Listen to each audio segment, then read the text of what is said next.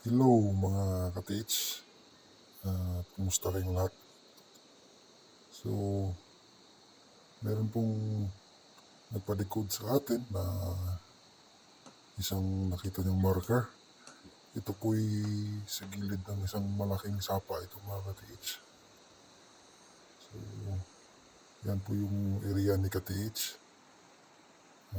Malaking sapa po ito at napakalakas po ng agos ng tubig. So, meron silang napansin dito na isang marker siya. So, makikita nyo para siyang water animals. Ay ganun naman talaga mga ka-TH. Pag nasa tubigan ay water animals daw.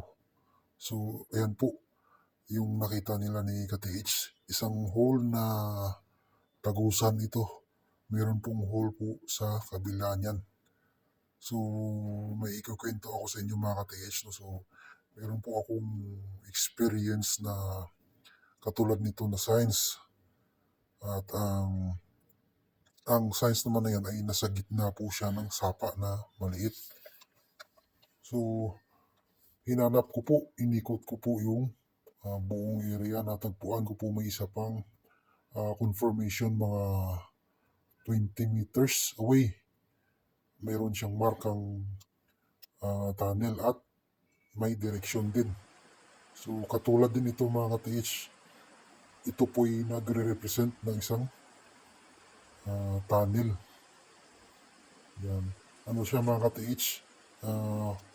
Horizontal na tunnel to mga ka-TH. So, tinatry ko silip, no? Yung tubig dyan sa likod kasi may araw siya.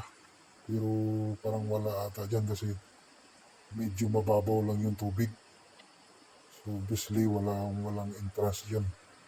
So, malaki din chance sana, no, na meron entrance dyan sa tubigan na yan sa ilalim pero wala daw, walang opening. So, ito pong science na to, yung hole na yan ay nakapwesto sa gilid. Yan po. Isa sa mga confirmation yan, ang entrance ay nasa gilid po ng isang hillside. Nasa hillside siya mga ka-TH. So, malaking chance dyan na andun sa taas. So, karamihan yan mula dyan sa signs ay going east or west siya mga ka-TH.